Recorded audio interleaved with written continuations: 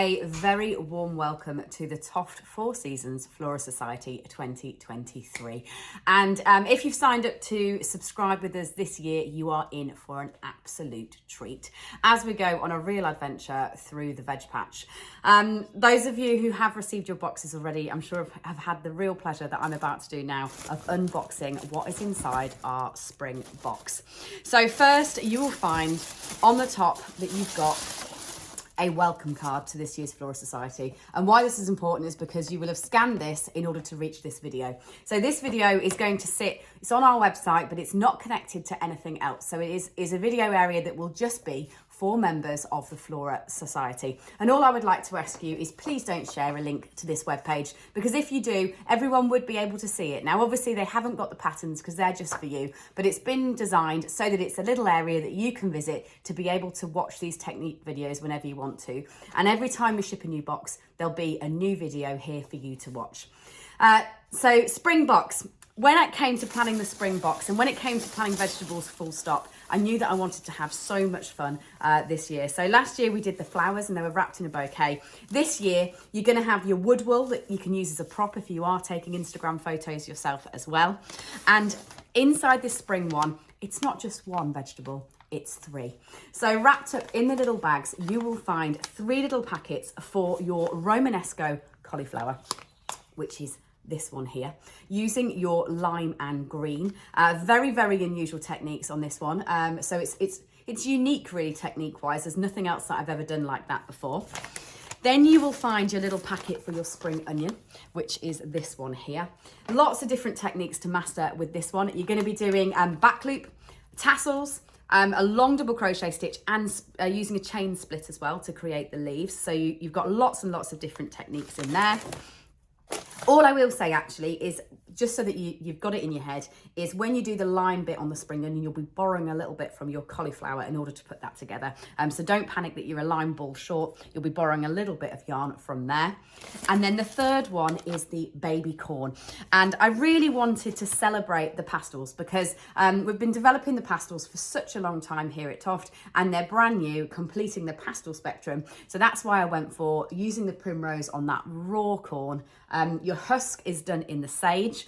So you're showcasing 2 of the new pastel colours there. Lots of different techniques. Again, you're going to master the bobble and then invisible rows. So that'll be something that will be new to quite a few of you, I think, is doing those invisible row technique. Obviously, that's all in this video that follows for the different techniques, so don't worry.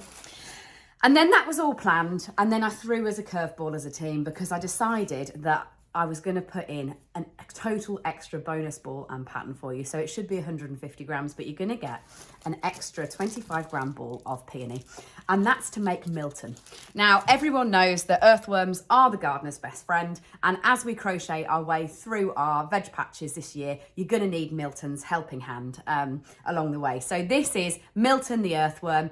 His pattern is included in the PDF as well. You've got your 25 gram ball of peony, and then you can go ahead and you can crochet him up to be your little mascot as we go through this year's project. Now, I have stuffed and wired mine as well. So I've used a bit of our new modelling wire in there so that you can manipulate him so he can wiggle on in to all your photos as we go through. So the only other things to mention really while you get started is the order of difficulty. So if you are a total beginner crocheter, you make Milton first, then do your cauliflower, and then move on to your spring onion and your baby corn, because Milton's nice, easy techniques. It'd be a great one to learn your double crochet on. Then when it comes to legs, just to mention that, so with the veg, there's new standard forms for legs, but they do vary in terms of lengths, but the actual foot is a standard form. And on some of them, I've used legs, some of them I haven't. That really is your choice. If you want to add legs to your spring onion, you'll have enough of your cream yarn to be able to make the legs in cream. So you could make the leg pattern that you've got from your cauliflower in cream, and you'll be able to add legs onto your spring onion should you wish. There's no need to add legs on though if you don't want to. The thing I love about the baby corn is it's obviously fully removable as well. You could even choose to add your legs on here if you wanted to, rather than on the husk. The choice is yours. But when it comes to sewing those legs in place, 2 words that you'll start to learn, especially if you're going to be making a lot more veg as we go through with the launch of the new book, is whether they are sewn straight or perpendicular. And what this means is when you put your stuffing in the bottom, if they're perpendicular legs, then you have got the narrow side like this on the underneath. So you see it's narrow at the top and it's wide at the bottom. Whereas if they're sewn on as straight legs, they would be the other way around, as in they would be flat and wide across the top rather than narrow as at an angle. So perpendicular means that you pinch them that way. So lengthways to the foot. Straight means that you'll pinch them that way when you sew them on, and they'll be wide and flat at the bottom. Again, that is your choice, which way you want to put them. But in the pattern, I will always recommend the way that I've sewn them on, whether I've sewn them on perpendicular or whether I've sewn them on straight. Eyes are sewn on the same way as the flowers, the same way as the monsters. So using the cream and the black thread as well. So I think that's the introduction over. I am so unbelievably excited for this year. I'm growing lots of veg in my veg patch too as we go along. I'll be sharing lots and lots of pictures and stories. Obviously you will get your pin badge. I haven't even mentioned that. Some of you will already have that if you subscribed last year, but if you're a new subscriber, you'll get your pin badge included in your first instalment as well. Let's go. Enjoy getting your veg onto your hook, and I look forward to the next year exploring lots of new techniques and vegetables with you. So the first technique that's different on the spring onion is going to be crocheting these long double crochet stitches that create these lovely drops of colour as we transition from the cream to the lime to the green. And what you need to do is, it takes a little bit of getting your head round, because you're going to be actually double crocheting into the stitch below where you have been, and it's called a long double crochet. So just to show you the theory of it, if it says double crochet one below, rather than going in here like we normally would do to work this stitch, you're going to go into the stitch hole beneath it like that. So rather than going in beneath the V at the top, you go into the one beneath it, and then you work your double crochet as normal. So you pull up that loop to the top at that stage, and then you finish off that stitch. And that stitch is counted as a stitch. So you're not going to work the one that's beneath it, the cream one that's there. You would then move on into doing a stitch into the next one along. So just to clarify that, if it says double crochet one below, that's the stitch that we're covering with our lime one. We'd be going into the hole beneath it like that, doing your double crochet, and then you're not going to work that cream one, you work the next one along. Now, doing one below is the easy one. That's to show you the theory.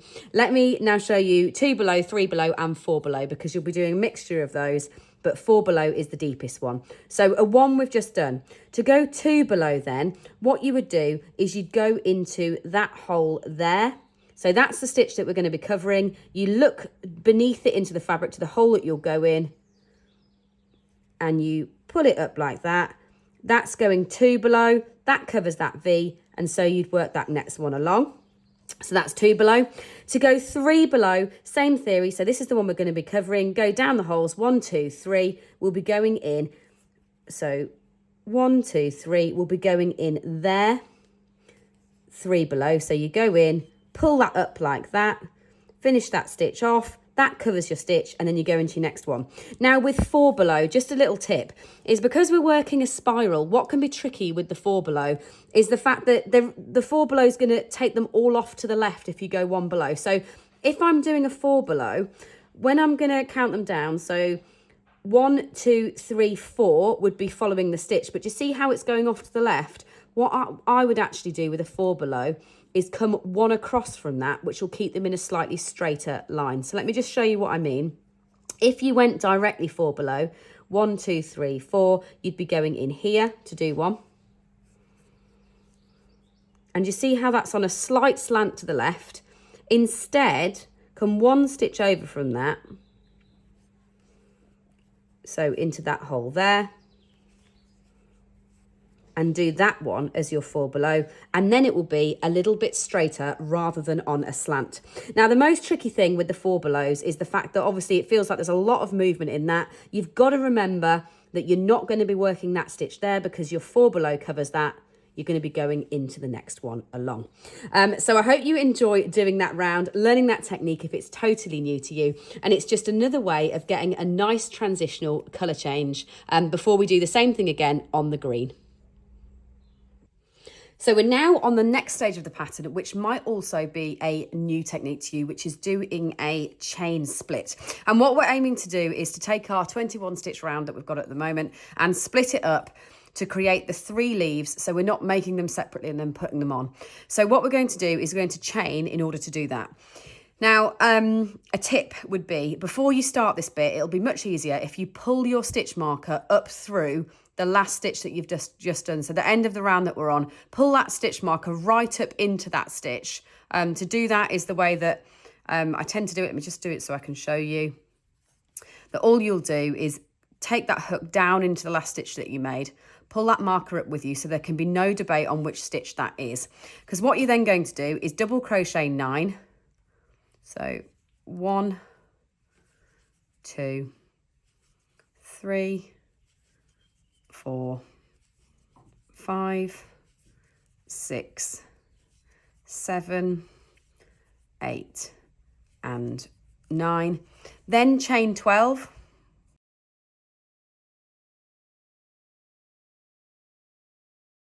And then what we're going to do is double crochet back in to that first stitch there. So we've got 9 stitches and we're going to go back into that one, this first one here, because you've got 9 on there, 12 chains. So double crochet back in to that first stitch, the one after your stitch marker. And what that will do is make you a new 21 stitch round that you can work on. So you can then pull your stitch marker up into that stitch like that. So you've got that in position. And then you're off, you've got a new 21 stitch round to work. So what you'll do is you've done 1 from that one already. So 2, 3, 4, 5, 6, 7, 8, and 9. And then you're going to be double crocheting 12 into the chain. So right the way through the middle of the V. So you put your hook in through the middle of the V like that.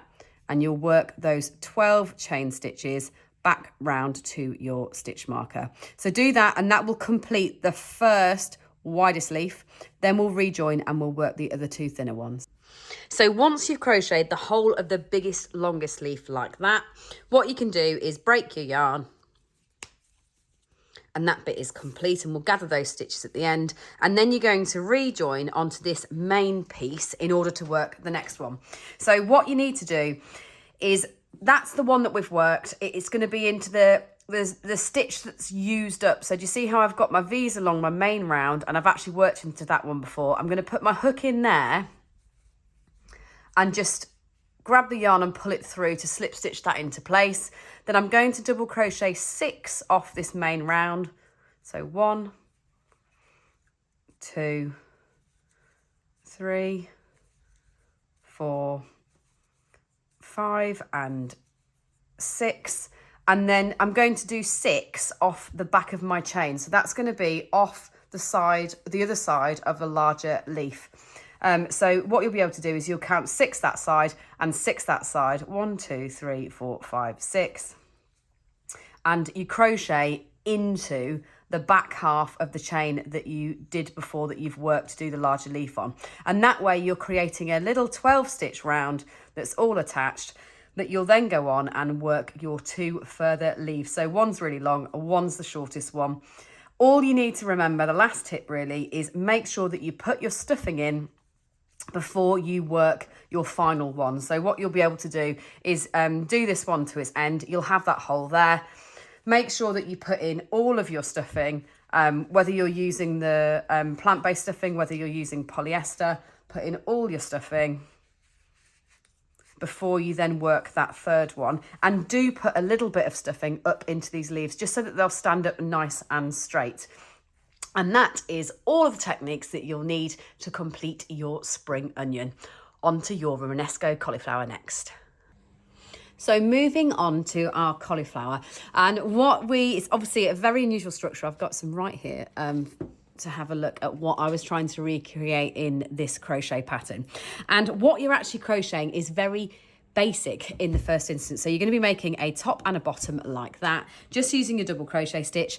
And then we're going to be working these on afterwards into a chain. So first you need to make the 2 pieces, and you're going to crochet them together from the bottom up. So I'll show you that bit first so that you've got that. So you need to hold the 2 pieces together, and I would start from you see how you finished there? That's my end on my top and the end on my base here, and I'd go in through the next stitch along here and then in through the last one on there like that, and double crochet in your green yarn, pull that end tight just to neaten that up, and you're going to go right in through both sides from the bottom upwards. So that means that you're going in through the green side first and then in through the line 1 second. So go right the way around the edge like that. And then what you're going to do is actually work back into these stitches.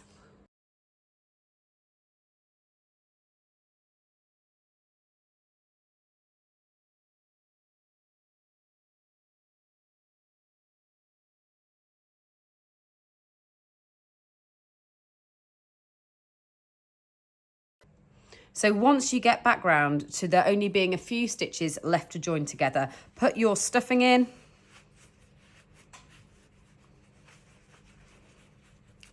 Like that.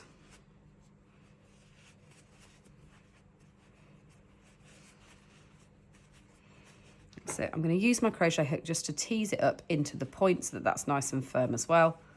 Put a tad more in there. And then I'm going to close those last few stitches off.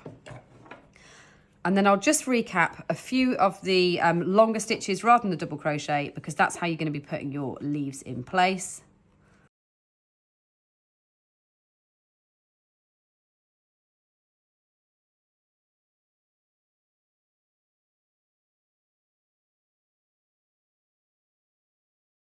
So I'm going to take my stitch markers out at this stage because I don't need those anymore.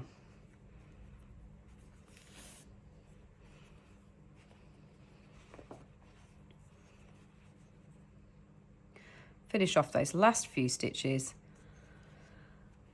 and then working directly in your spiral again in the way that we have, going straight back onto that first stitch that we did to join it together. And this is where you'll be doing lots of different heights of stitch. So I'll just recap all the different heights of stitch so you've got it in one place. So if it asks you to do a slip stitch, you go in the next V along, yarn over and bring it right through there and right through the one on your hook. That is a slip. Then a double crochet is what you've been doing throughout the whole pattern so far. That's a double. A half treble, you yarn over the hook first. So you take your yarn around the hook like that, go in through the next stitch, yarn over to the point where you've got 3 loops on your hook, and then take them through all 3 in one motion. So that's a half treble. Then a treble, you do exactly the same thing. You go round your hook first, you go in the stitch, yarn over, you've got 3 on your hook, but rather than come through all 3 in one motion, you yarn over and go through 2, and then yarn over and go through 2. So that is a treble. And then the last one is a double treble. A double treble, you go round once, twice round the hook before you put it in the stitch. In the stitch, yarn over, you'll have 4 on your hook this time, and just take them off in 2s. So yarn over through 2, yarn over through 2, yarn over through 2. So follow your pattern. And what you'll be doing is you'll be working those in and out, different length of stitch to put those leaves in all the way around the outside. Then the last thing to show you really is how to make these spirals. Now there's not a name for this technique. It is absolutely unique to this design. And so it's quite hard for us to explain it in words. So that's why I wanted to make sure I showed you the whole lot here. So when positioning them, you're going to put 1 on the top. So you need to put 1 on the top first. And then I would advise to put 4, 1 stitch up from the bottom in next. So what you need to do, put your 1 in the top first, and then put 4 right into the bottom. So 1 there, and then put 1 in, 1 stitch up into your line like that. And you're going to put 4 along that line. So put 1 there, 1 there, 1 here, and 1 here. So then what you've got is you've got your 1 on the top and you've got your 4 base row in. What you then need to do next is come 2 stitches up and put another 4 into place. So you've got your 4 bases, then you do your 4 on the next row, and then you do your 4 on the top in the gap between the top ones. Obviously use your pictures to see that. So you're going to end up with your top one, the next row down, another row, and then the bottom row that are the lowest ones. And to work these spirals, what you're going to do is Put your hook into the project and chain the number stated. Then what you're going to do is slip stitch, miss a few, and it creates a tip. So you're going to miss a few and slip stitch back in like that. And then you're actually going to double crochet lots of stitches into the remaining chains.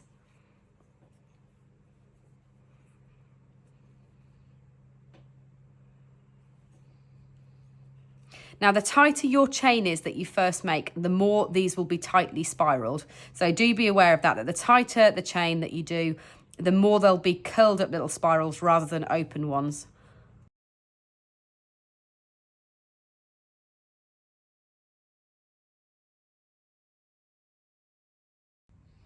So you've done some increasing back down that chain, and that's what creates the little spiral of stitches like that. Then what you're going to do is continue moving in the direction that you're crocheting in. So as a right-handed crocheter, my spiral's going this way around as I would normally crochet. So I'll be going in this way, working anti-clockwise. As a left-handed crocheter, you're going to be going the other way around. But for me, I'm going to be going into the surface of the fabric here. Next. And I'm going to give it just a nice little circle around that spiral. So, and you go into the surface of the fabric, slip stitch along again. And all you're doing is drawing a little circle around the spiral that you did off that chain.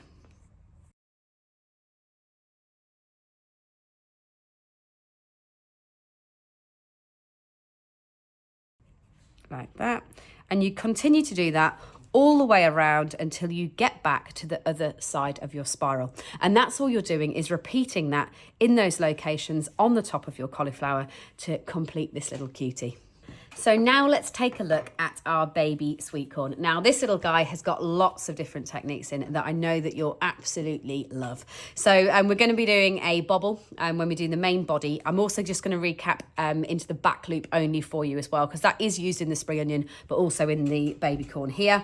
Then we're going to be talking about invisible rows and then doing a little bit of loop stitch. So what's great, and I think what I've really enjoyed about these vegetable projects too, is there's just a little bit of every technique in them. And so they're brilliant for kind of practicing that technique without it being overwhelming, and really skilling up as we go through the Flora Society this year.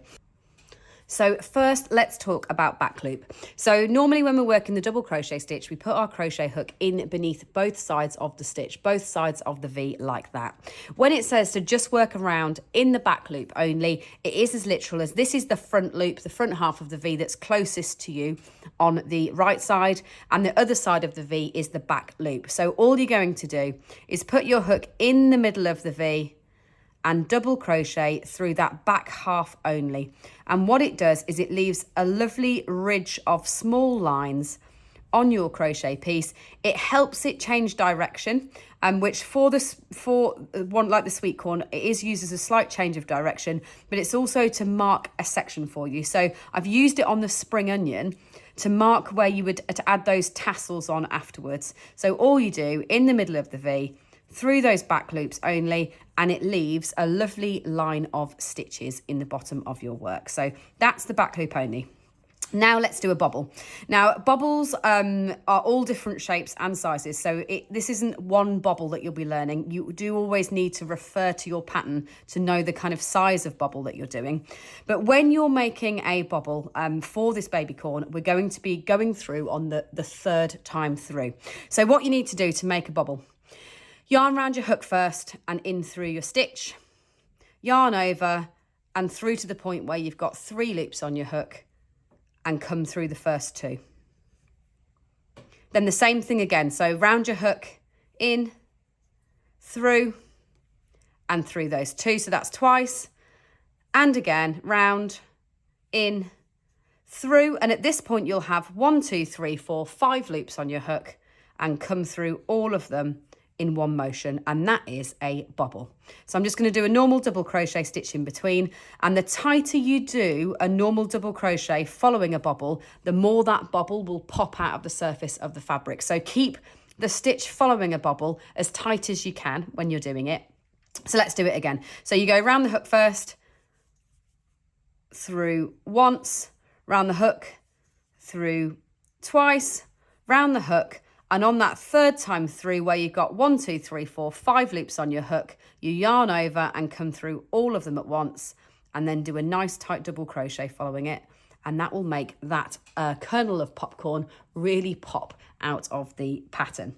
So that's the actual corn itself. Once you've mastered that bobble, it'll be easy peasy plain sailing on the rest. Now let's talk a little bit about how the husk is made. So what's different about the husk is you're actually starting from the bottom, you're doing normal increasing, and then you're going to move to using rows rather than rounds, and that's to create that lovely little perfect hole that the corn can come in and out of but still be closed off in the husk. So if you want to practice invisible rows, this is a great one to do it on because you're not doing too much of it. But you could just do normal rows if you want to. The thing about the invisible rows is it means that it twists the stitches so they all look more like a right side fabric. Rather than normally if you're working rows, you'll see a definite right side, then wrong side, then right side and wrong side. You'll get a ridged section through the centre of your husk rather than it all having the same texture throughout. So let me explain what I mean by that. So if we're doing rows, and I'll do it just on, obviously follow your pattern for the actual shaping. I'll do it just on some so that you can see it. So I'll do it on 10 stitches. So if you're going to do invisible rows, what you'll be doing is going into your right side as per normal for 1, 2, 3, 4, 5, 6, 7, 8, 9 and 10, and then you turn your work, and if you were going to do it just where you'd see the ridges, all you'd do is you'd go straight back into this stitch here as per normal and you double crochet those 10 stitches back. But to do the invisible rows technique, what we're going to do is almost backwards crochet from the right side. So you take your hook and you put it in through that stitch you've just worked, but from the back coming forward. You yarn over and you take that through to the back of the work like that. You twist that round and then you finish the stitch off as normal. So you're going to come in from the back towards yourself, through, twist that stitch and then finish the stitch off as normal. And what you're doing is you are crocheting into the right side of the fabric still so that it looks lovely and neat and you won't see those big ridges. So to begin with, it'll feel a little bit fiddly, but I promise you, the more you do, the more you'll get used to it. And what's great about this baby corn it's a lovely little section like that. So you'll just turn at the end. When you come back, you will be going normal right side again. So you'll turn and you'll come back on yourself in the right side. And that's how the corn is built up with those invisible rows. Then all you do at the very end is you just double crochet all the way around that edge to put a nice neat edge where you've been going backwards and forwards on the rows.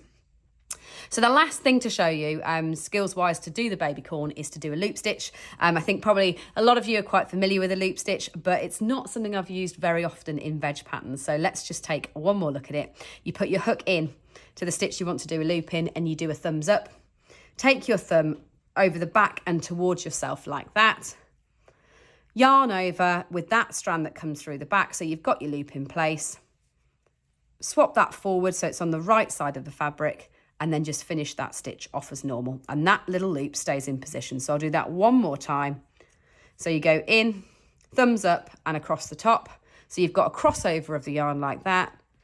Yarn over with the one that comes through the back, and then finish off your stitch as normal.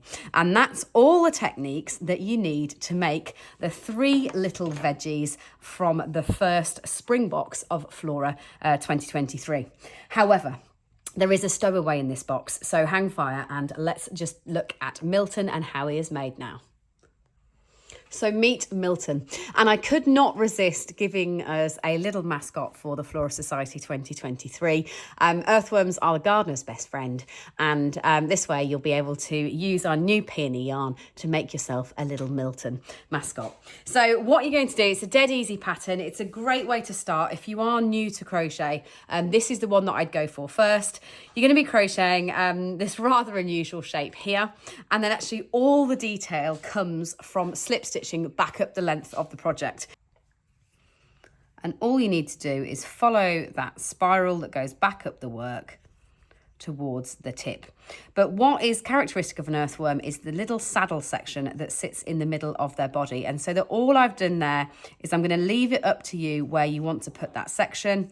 You just stop doing this technique for 12 rounds, break your yarn, and then restart again. And that will give you that little section through the body that doesn't have it. Because as you're working this slip stitch through this spiral, what it's doing is it's actually making it much, much tighter. It's pulling it tight. So the earthworm will get much longer and skinnier. And so the saddle's created just because you're not doing this technique on the surface of the fabric afterwards. So this is all you're going to do. Nice and easy. Again, great practice if you are a beginner that's joining us to learn to crochet with Flora Society, because you'll be able to perfect all of your techniques doing this. You'll be comfortable holding your hook and your yarn by the time you finish Milton and ready to go on to some of your veg. So that is all you're doing there. Back up the length of the worm is slip stitching like that, and that's what creates those lovely ridges on the surface of your fabric. Now, here I've actually used our modelling wire in this earthworm so that I can obviously have some fun with him, make him move his shape. So all I've done there is used our aluminium modelling wire, just a length. I'll just show you. I've got a piece like that. It's a piece of wire like that, and I've just put it up the length of the worm, not to be used for toys for children using the wire. So if you are going to use the wire, it definitely needs to be for yourself or for somebody, another adult, to make them giggle and smile. It's absolutely not for use with children as a toy if you put the wire inside. So thank you so much. I hope you've got all the techniques you need to be able to enjoy making your first instalment, and I can't wait for summer already.